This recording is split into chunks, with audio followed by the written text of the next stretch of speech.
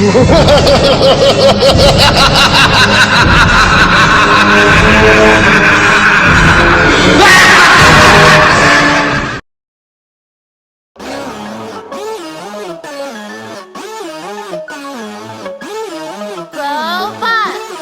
hard, that's my squad, that's my team, go get that ring. Yeah, on that off-season grind, training camp gotta shine, put in work, mud and dirt, one game at a time. One thing I know, we gon' go hard, tap of the squad, the team is so raw, look out for Quan if you running the ball, Jerry McCoy, JCP Paul. We go hard, go Bucks, that's my squad, go Bucks, that's my team, go Bucks, get that ring, go Bucks, we go hard, go Bucks, that's my squad, go Bucks, that's my team. What's going on, everybody? There you go. Do want to get those videos out the way, like I said. Again, if you're just tuning in, I'm Blake Anthony. This is Buck and Blake Sports live on bucksreport.com every Monday and Friday. Monday doing post-game, Friday doing pre-game to the Colts this Friday. And they'll be at a home game I'll be at. If you want to tailgate, hit me up on any of the social media sites on here or wherever, and I will give you the directions to be there. What's going on, Jovan Outlaw? The line phone line is up. 727-475-1882, and we'll get into talking about all that. Like I said, I wanted to save it to the end. So, Arians, our only stripe of this game, and I'm not complaining, it's just something that's true. When we're up 25 points, we need to be able to run the ball. We need to be able to run the ball when you're up 25 points. We still can't do that. We scored when we ran in the ball when we needed to. We got the 2-point conversion when we needed to. But at the end of the games, we needed to establish to be able to run the ball and finish out the game. Winston shouldn't have had the throw. Shouldn't have been put in those situations. I felt like the team was trying to put him in a situation to turn the ball over to Jacksonville because we weren't able to run the ball. Shouldn't have even had to throw another pass. That's up there 25 points. Should have been able to establish the run on the ground, maybe do a quick bootleg and dump it off and move the chains easy. You shouldn't have had to let him go back and try to convert big passing downs when you're up 25 points. That's a part we really got to get better at, and the offensive line has to bend their oppose their will on the defensive lines when you're up 25 points. So we don't think that an issue. We got a call coming in now. Give me 1 second. Hello, how you doing? This is Blake Anthony on Buck and Blake Sports. Who are you on? Where you from? Hey, how's it going, Blake? This is Frankie from Wisconsin. Frankie, what's going on? What's going on, man? I gotta say, loved the game yesterday, considering who we were playing. I mean, the Jaguars, not that great of a team, so we should have ran the score up a little bit more. I mean, the only questionable call that I really saw, and I agree with a lot of the stuff that has been happening in the NFL today, is a lot more aggressive play calling on fourth down, and that has been happening. I mean, should it be happening? I don't know. I mean, we could have kicked the field goal. That would have been a little bit more acceptable to me. I don't know about anybody else, but I feel that would have been a lot better than, because that's how they scored the touchdown on us. You know, was going for it on 4th and 4, and then we got a sack, and then put them at almost the midfield. And then the penalties. Those were the only bad things. I mean, we play a team like the Niners or the Patriots or the Seahawks. I mean, we've already played the Seahawks and the Niners, but you play a team like that, making those kind of mistakes, they're going to tell us. Yeah, that's what I was saying earlier. We got to really know how to oppose our will running the ball. Should never been put in that situation to begin with, up 25 points. And I think Arian said he didn't want to kick a field goal and then put him back or on a missed kick or a block or something crazy and just go for it. And then Winston shouldn't have did it, like he said, hot dogging it back there, just threw the check down or just got out the pocket and threw away. But he didn't want to turn the ball over. I get what he was trying to do and try to make something and seal the game with a first down. But, yeah, those are learning moments that they're going to have to learn from in a situation like that. Yeah. But I got to agree, like, and I've been, like, my fiance's been watching more football now with me. and she's a Packer fan. Unfortunately, we live in Wisconsin, but she's been watching Bucks games with me because I'm a Bucks fan, and I'm a very, very devout football fan. I don't care who's on. I'll watch football.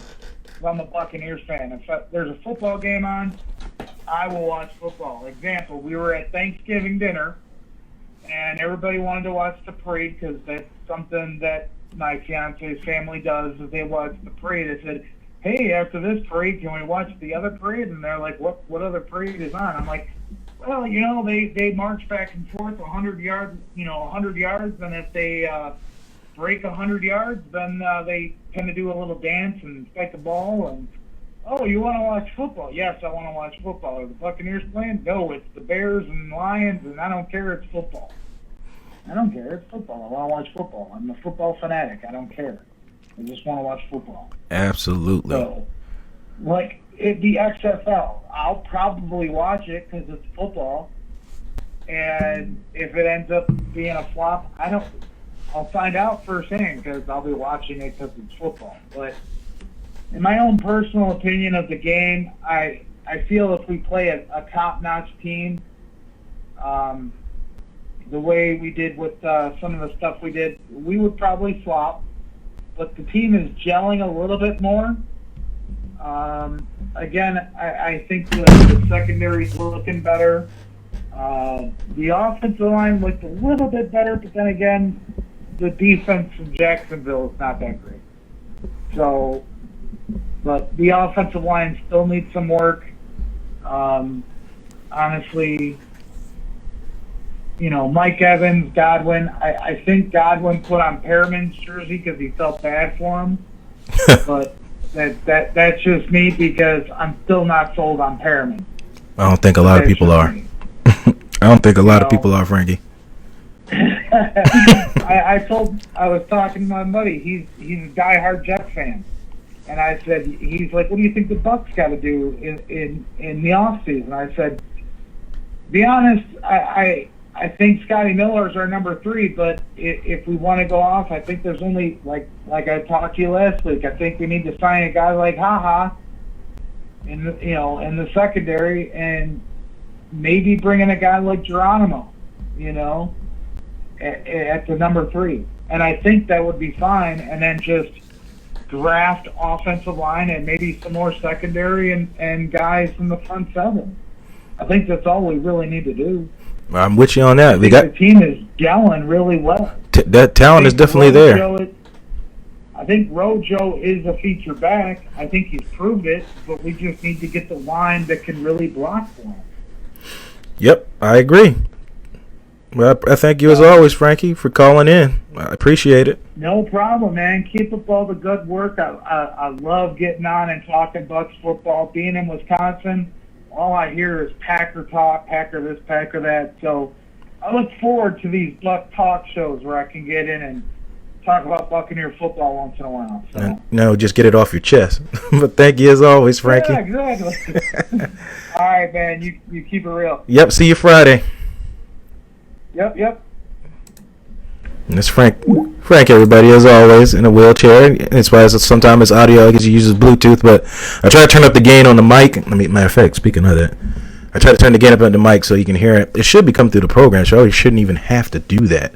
So you guys might just have to turn up your volume a little bit because he does use a Bluetooth. We got another call coming in. Bucnblake Sports. So who? Say your name and where you're from. I'm from Pittsburgh, man. Oh, this the professor? Yes, it's the professor, sir. What's going on, Johnny Dean? I'm sitting here in this ice rain listening to this stuff on your show. Doing great. He was talking about Scotty Miller. Yeah, I can see Scotty Miller being a 3rd. As far as Ronald Jones, are you really sold on Ronald Jones being a franchise back? If Michael Clayton was on the show right now, he would tell me that I told you so, that you can't be sold on Ronald Jones, because ironically that we were talking about that the week before Ronald Jones had a show. He got promoted as a starter and he was showing out a little bit, and then he kind of dropped off. It could be just because of the game. He couldn't get the blocks that he needed this spring. We didn't really have a whole bunch of big runs except for that touchdown run that Barber had, and we had jumbo set. We had another offensive lineman at the tight end position, but the run game overall wasn't a solid day. But I don't see Ron Jones as being a feature back, man. I see him more as like a scat back, just occasionally hitting somebody with some speed that can break loose for a big one if they have a chance. But I don't see him as a featured back, man. I don't. Barber, I see as a third down back, so I don't see an actual featured back on this team right at the moment. Yeah, I'm not sure if Arians is going for the 3-back look because they all offer different options. Ogunbowale obviously is the best pass blocker. Hasn't really given. You know what Ogunbowale's number is, right? 44. What number does that represent? That's a fullback's number. Yeah, true. But I don't know if he selected that or not. But yeah, but that's basically what he is. That's his position on the team. He plays fullback. He gets in there in blocking situations and jumbo packages, and then he gets down there in short yardage situations. That's true. It's tough. Like I said, it could have been just the matchup. And I know Frankie said Jacksonville's defense isn't good. I beg to differ.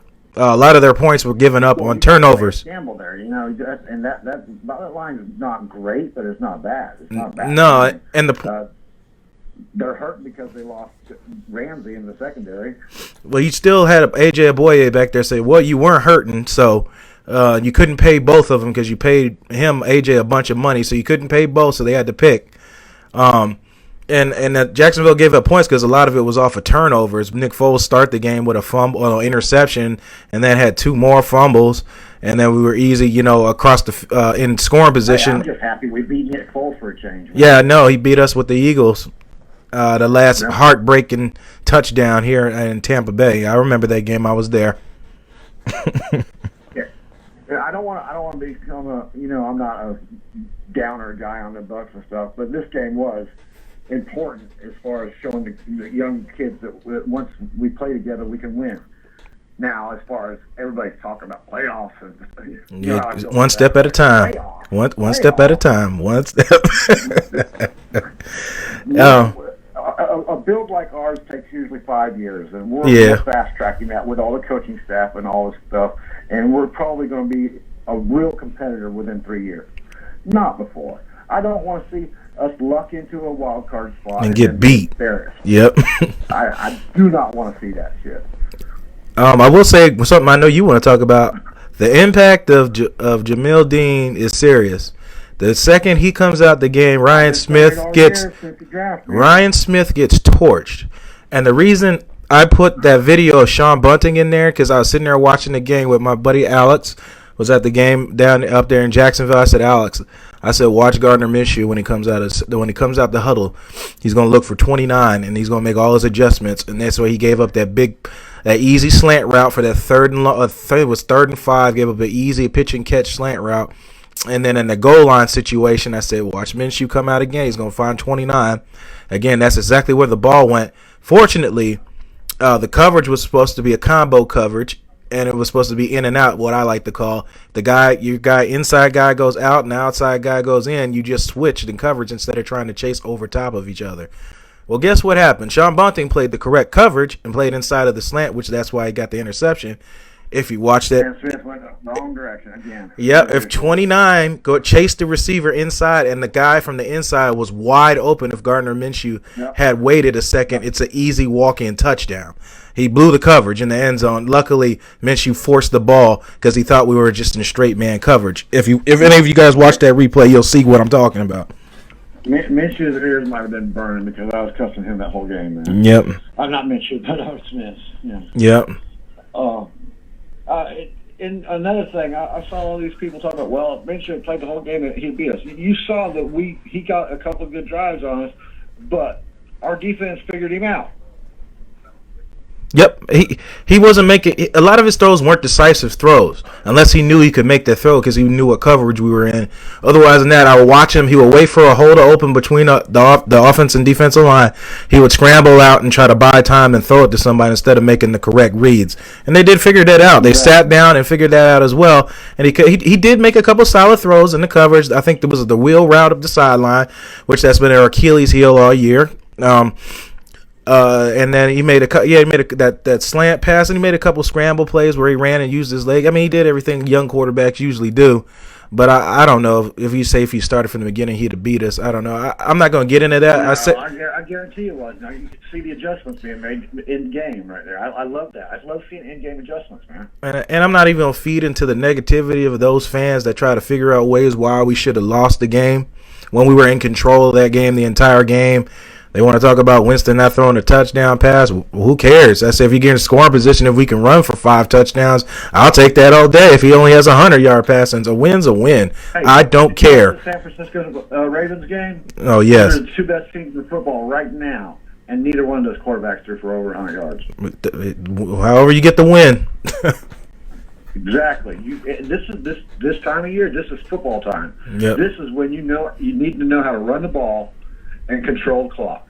That's what football is about. And that was my stripe, Johnny. This game, everybody's like, "Don't bash." I'm like, I'm not bashing. Like, I'm just enforcing. I'm saying what we need to do better in these situations. When you're up 25 points, Winston shouldn't have been asked to throw the damn ball no more that game. It shouldn't have had to. 25 up, it should have been no dink and dunks. Yep, should have been dink and dunks. Run. Got out of there. Jones has had plenty of time to learn that if you're in a blitzing situation, you got to pick up the linebacker, and he just left the guy wide open, man. Yep, and got benched for it. Yep, and turned into a turnover because of it. The guy came through free and clear. Winston didn't have a chance to do nothing. So, I'm not sold on Ronald Jones as anything more than a scat back. Mm-hmm. That's it. I do see us either getting a free agent to come in here as a franchise back or drafting one later in the draft. It won't be a top round pick. It won't. Don't even start thinking about top round. Nope, don't need them. For 2 rounds, you're going to go to the line. Lines. Thank you. Preach it for the guys in the back. Lines. Ask John Lynch. Don't believe me? Ask John Lynch. Where the Niners at? Where the Niners at now? Where they picked all offense and defensive line. Quarterback don't even barely have to throw. What was their record last year? A whole lot of nothing. Exactly. They came in here, and they came into Tampa. Everybody talking about, we're going to beat the Niners because they suck. Oh, look where you're at. That's what Tampa can do with the right development and the right drafting. I have a question, though. We talking about running backs. Here we go. Do you pick up Kareem Hunt? I don't think they're going to let Kareem Hunt go. He's been instrumental there, man. But although they got him signed to a cheap contract, man. Was it extension, or is he still on that 1-year deal? I think he's on a 1-year deal, but he'll get an extension. It'll still be a cheap extension because of his character issues. I don't even know if that was all taken care of yet, but I mean, at this point, they're not going to franchise tag him. They can own him right now. I mean, they're not going to franchise tag him. I mean, because you already have a young player in Nick Chubb, who seems to be the bell cow of the team. Exactly. But Kareem Hunt has been balling out too. Yep. And the thing is, they can keep him cheap because nobody else is going to overpay for him. That was my reason I brought him up. If he's able to get out of Cleveland, you want to pick him up because it won't cost us much, and you could possibly let Wale or Barber or whoever they seem to want to let go in that situation go. I don't think Barber will be let go this year unless he takes a better deal because Barber knows the scheme and can teach it to whoever comes in. Right. And Barber is, like him or hate him, Barber knows the scheme. He's good at blocking. He's good at catching out of the backfield. He can run the short yards that we need. So anybody's gone, it would be a Wale probably. I think so too. That's definitely an upgrade from that plugging him in with those other 2 backs. I agree. But I could see probably Kareem over David Johnson because David Johnson's going to be a higher price tag. Right. And even though we got more cap, we got a defensive line that we're going to have to re-sign because we got our draft. Replace those guys first. They get them into the system first. That's where everybody. That's how it works. That's where everybody's forgetting, Johnny. Everybody's forgetting about that. Majority of those guys are on 1-year deals. Just think, if they're all gone, we're right back to square one with like 1 or 2 guys that could do something. The lineman I see going anywhere this year might be Sue. Yeah, Sue, I think will walk. Let JPP go. JPP's an emotional leader for the team. They're definitely not going to let Barrett go. Nassib's still going to be here. So who does that leave? Yeah, your interior guys. You have none outside of Villa. If I said that at the beginning of the year, either one of those guys go down, there's nobody quality behind them. Who Nacho that showed up barely this year, William the Ghost Golston. That's who you gonna rely on. Yeah, the draft is going to be offensive tackle heavy and defensive line heavy. Yep, gotta get that on the line of scrimmage. You're gonna win more games. Ask the 49ers.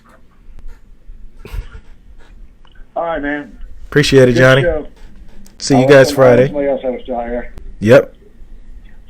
Later, guys. Later. Johnny Dean, the professor, everybody, as always. If you're just tuning in, it's Buck and Blake Sports Live on bucksreport.com. I'm Blake Anthony. This is my Monday edition of Post Game. Call in. Phone lines are up, 727-475-1882. And we're talking about post game to the Bucks. I got through my old preliminary. This is all for you guys. Whatever you want to talk about. Good, bad, different. It's fun sharing different thoughts. Devin White, man. I'll get on air and say it. He's looking like worth that 5th pick. I didn't think he would. Originally at first because he was switching from halfback to linebacker, and it was cool seeing him tackle Fournette because he was Fournette's backup and David Geis's backup. And he said, I ain't going to play behind these guys. I ain't going to ever play. So he switched to linebacker and showing he's a true athlete, and came up with 2 sacks last week, an interception this week, and a touchdown as well. So it's good to see him turning up, much just like Villa at the end of the year after his rookie season with the injury and coming out and showing out. So it's good to see that these guys are progressing upward. Jamil Dean, Sean Murphy Bunting, they're all playing well. Edwards has played well. You just don't mention his name because he's playing well. He's not getting beat. So we have not been roasted deep. Pretty much not at all much this year. And I guess that's good because the safeties are actually playing well and covering over top. We'll evaluate that later when it's all said and done. But for the most part, no, it has not. So he's played well, and I think it's just been nobody's really talked about it. Again, phone lines are up, 727-475-1882. Call in if you want whatever you want to talk about. I'm still here checking out the chat group. You guys are always going 110% in there, as Peter would say, the web heads, because it's sports web. I get it. It's cute. So Peter will be live today, 10 p.m. with the sports web, talking post game with you fans as we always do. You know me, I like to go in the daytime, get you some of you guys that are at home. And then Peter will get you guys after dinner and after you get off work after your hard day, putting in the hours, and you want to get some steam off your chest and talk about the Buccaneers. Next game will be home with the Colts. We'll be doing the review and all that Friday to the pregame stuff and talking about tape and hear what Byron Leftwich got to say, Todd Bowles, and all that good stuff. Vita Vea got in again on offense and opened up the hole for Barber's touchdown. It's just good to see this team coming together and having fun, man, while you're doing your job, and that's really it. When you have a good management team, you can keep your staff happy, and they'll come out performing as always. Will Manhunt and Melvin Gordon are only backs on free agents. Yeah, but who was that? Will? Yeah, Hunt's good because you don't have to overpay. That's the only reason I said that. I'm not about that overpaying for intangibles like a running back. I'm not overpaying. I'll overpay for good linemen. Is that stuff matters in this league, and that's why people don't let them go. Ricky Pender, he said, let's go. He said, raggedy ass Bucks. Okay. Interesting. Jeremiah, as always. Keith Larson. Misador. Ronji, a young Donnie Abram. Who you talking about, Misador? We talking about Donnie Abram. We talking about Dean? Frank Johnson, I wish we could get the running back from Wisconsin next year. There'll be plenty backs like that coming out. He is a beast. But Wisconsin loves them big hog mollies up front, offensive line. That's something we don't really have, stud muffins up front that really move people on run blocking or thrive in run blocking like Quentin Nelson does. He looks to deliver pain. And we got certain linemen that I'm not going to name that pass block on run plays. So that's why when you run block, it's not just your job to get in his way. It's your job to move him. Move him out the way. That's your job to run block. And not just sit there and stuff up and hold up a gap so the running back doesn't have anywhere to go. I don't care if it's Calais Campbell, whoever. Have the will to win. The will to win. Yeah, he talked about Scotty Miller being the third. He's got some time. He's got some learning curve to do. Get familiar in the game, and that only comes from reps. That's where it comes from. It only comes from reps. Getting playing over and over and get familiar with the game and then figuring out where you fit in and all that. So I see it over time. Scotty Miller working his way in, unless we can pick up a cheaper free agent or whatnot. Or they might want to hold on to Bashard Perriman and work his way into a second year in his offense. I don't know. They're going to have lots of cap space, so there's going to be some options so they don't have to spend a boatload out in free agency, which I don't want them to do unless that is on the offensive or defensive line. Oh, yeah, Dean reminds. Okay. I thought that's what you were talking about because of the body shape. That's why I figured immediately that's who came to my mind. Them long, lanky arms. Remind me of like Scottie Pippen back in the day where Scottie was able to get all those steals with the Bulls because he had them long, lanky arms. So if you try to cross over to get around him, he could reach so quickly and knock the ball out of your possession and then get a steal or get a easy, well, not easy, but a shot block or something like that. There's people who are built like that with long, lanky arms. Jeremiah, you mentioned Calais Campbell. We should get him. I think he's still under contract. Jeremiah, and I'm sure Jacksonville Jaguars aren't going to get rid of him for nothing. He is getting older. I think he would come with Arians and Bowles if that would happen, but we'll see. Jaguars had to free up some cap too because they couldn't pay AJ and Jalen Ramsey. And me personally, I would have kept Jalen Ramsey, but AJ was already under contract because they were in win now in Jacksonville. Just their offense wasn't adequate enough to help them propel to get to a Super Bowl. And that's still the issue today with over $100 million in Nick Foles and then I guess the morale booster of Gardner Minshew's scrambling ability and playmaking ability. So, I mean, it just wasn't enough, man. It's just, if they're turning over the ball that much, it puts so much stress on the defense. And that's why I said that their defense isn't bad. It's not bad at all. It's when you turn over the ball that much, it's just their defense is getting beat. When you're giving the ball up inside the 50, it's just, there's nothing much they can do too much. They get wore out, man. Much like Tampa Bay has over the years. But a lot of that issue wasn't this year. It's just the secondary was that bad. And we had to move pieces around. And we had injuries to the safety position. And we're still merging things around, trying to figure out everything now, and everybody getting on the same page. So it's good to see that you're actually seeing progression. I believe a caller called in, I think a couple weeks ago, and talking about progression in the secondary. We're seeing it now. A little bit. We're seeing it. Musadora Pippen was my all-time favorite player, did the dirty work. Yep. And nobody ever wants to talk about the dirty work, Musadora. You see, me and you get along a lot. We always on the same vibe with stuff. If I look at things nobody else looks at, everybody can look at the same things. Michael Jordan, the high profile guys. There's a lot of other guys that do a lot of the dirty work that you don't see that set up things. What's going on, Dre Long, that set up the big plays? Again, if you're just tuning in, this is Buck and Blake Sports live on bucksreport.com every Monday and Friday. Live here, I'm Blake Anthony. This is my show. If you're just coming in or you're new to the show, don't be shy. Call in 727-475-1882. Get in, say your piece, and we can get out. You can get out of there. So that's it. I ain't gonna hold you long. Talk about whatever you want to talk about. I said what I had to say earlier. Just with the preliminary stuff.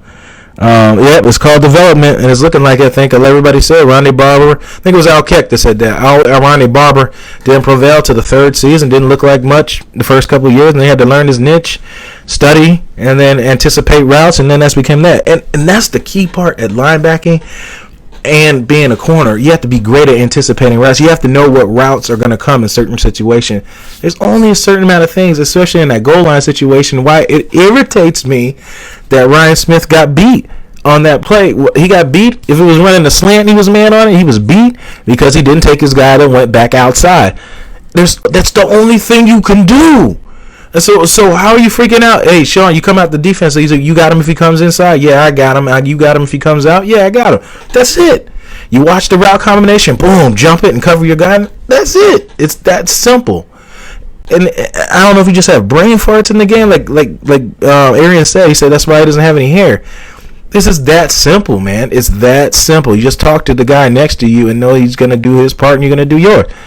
And guys blow that. And luckily, unfortunately, Minshew forced that slant pass in there. Sean Bunting was there to pick up the interception. He did what he was supposed to do. Dre Long, wish Rojo could have played more. Yeah, I'm looking forward to Rojo too. I know a lot of people are getting on him. I just think it was the situation in this game that our D-line was a little more impactful than our offensive line.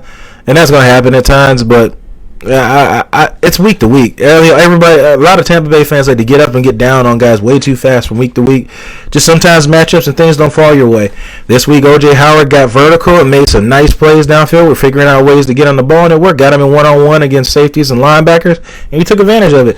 It's week to week. It doesn't mean just like, oh, they suck this week or they're good next week, and it's part of the game, man. Just sometimes it's better athlete covering you. It just happens.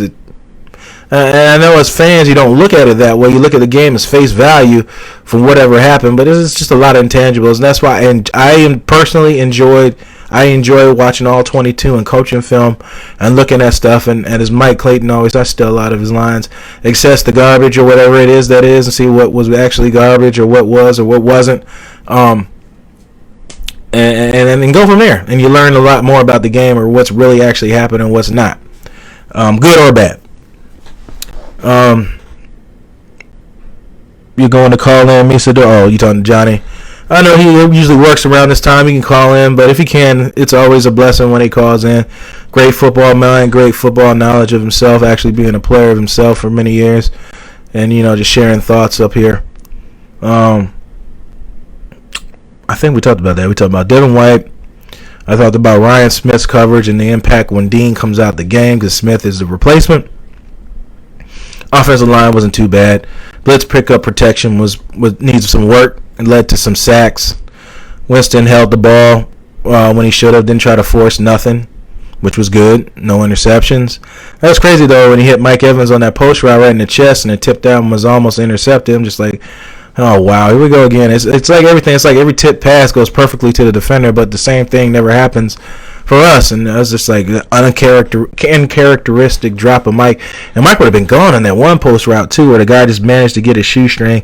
And I thought for sure Mike was going to plant that foot in the ground and take that ball upfield for a touchdown. But it's whatever. You got the win. I'm happy. So, Johnny Dean. No, yeah, okay. You're telling me, Isadora. Welcome to the show, Chris Spellman. How you doing? Call in if you want, 727-475-182. Talking Bucks post game, whatever you want to talk about, coaching, players, whatever. If you were there in Jacksonville like myself, I'll be there at the Colts game as well. Peter Blake in the Sports Web will be down at Ferg's doing live remote from there. Check those guys out. Peter will be on at 10 p.m. tonight with the Sports Web. That's all I got. I know it's early in the afternoon. A lot of you guys are working. I wanted to get that out to you. And Bucks Report will be giving you live videos later on tonight as well. And we'll end this as we always do. You're the master of everything. What you do with your life, what you do with is entirely up to you. Thank you guys. God bless. And fire those cannons.